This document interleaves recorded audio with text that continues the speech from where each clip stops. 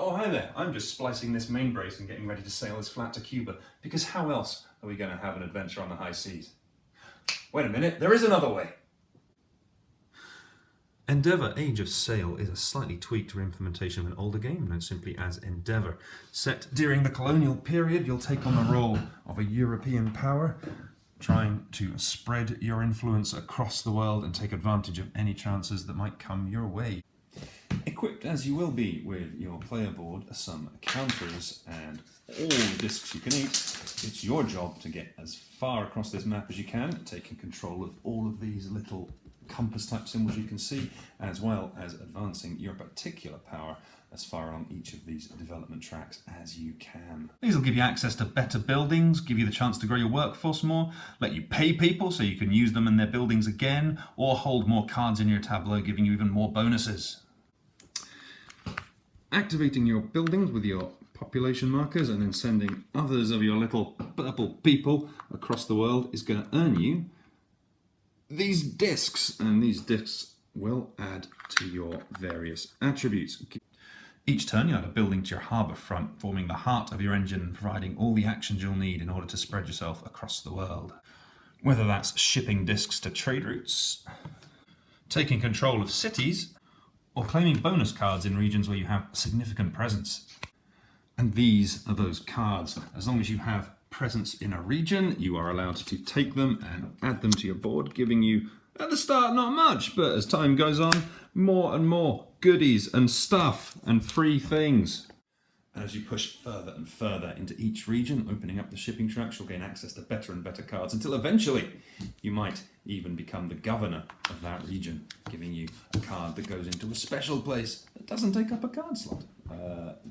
So that's good.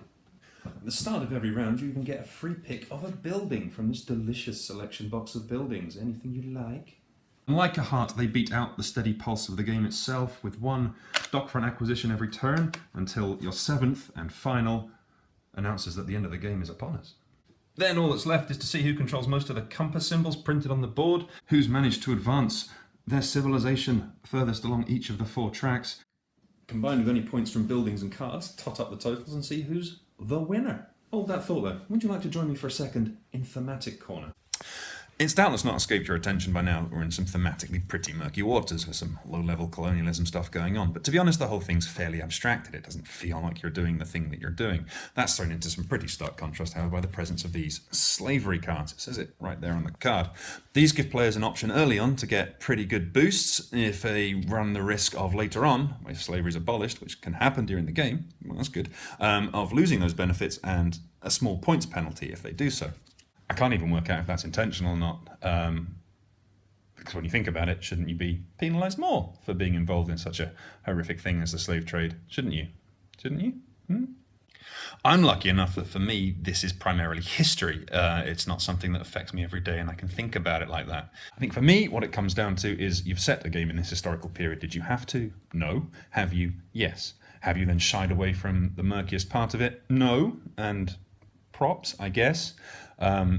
It provides interesting choices. It's an interesting mechanic. It makes you think about it. There is the penalty for getting into it if it's abolished, and people will then work towards it if someone's getting a heavy lead from it. So that's good.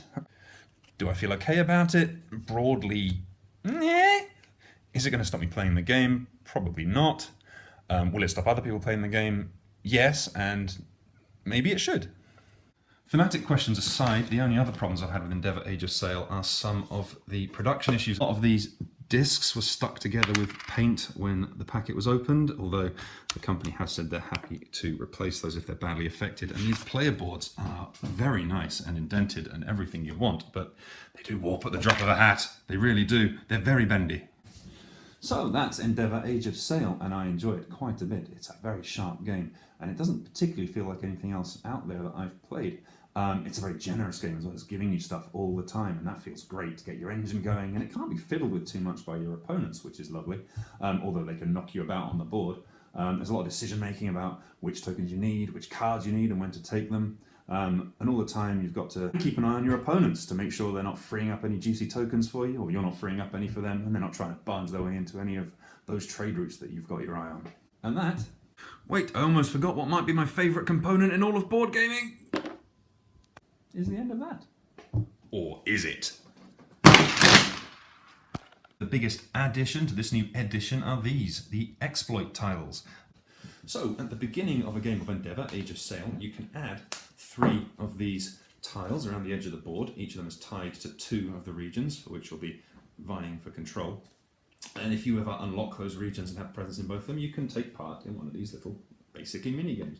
It's a bit weird, given that the rest of the game is really zoomed out and high level, that these are often quite sort of tie-in focuses on actual historical events, and they will do 2 things. They'll give you the chance to get some extra points at the end of the game if you've been locked out somewhere else, and they will, more often than not, give you different ways to interact using the normal actions that you would with these tiles rather than the main board.